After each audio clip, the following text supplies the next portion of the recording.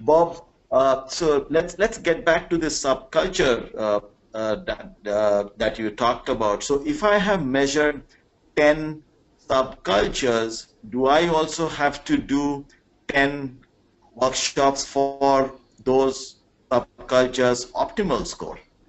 Yes, ideally you have, unless you say, I give you an example of a client where we did more than 80 measurements in one big factory in Japan. And they have 24-hour operations, 7 days, and they have a lot of shifts. Yeah? And for whatever reason, the client wanted to measure the culture of every shift separately.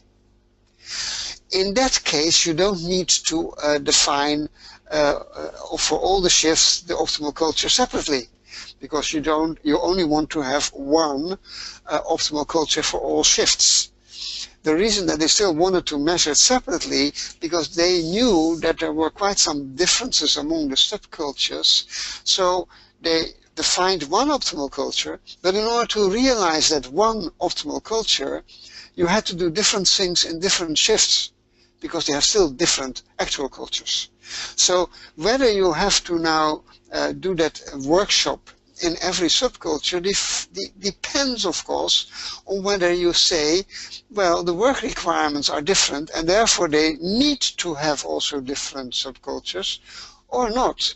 If there is no need for having different subcultures, you may still measure them separately, but you don't need to define it.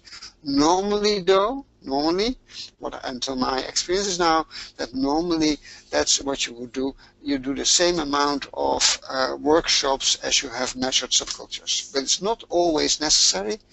One of my sayings is, in the case of culture, you can never say never and never always. Work life is too complex for that. You have to always analyze work reality and requirements.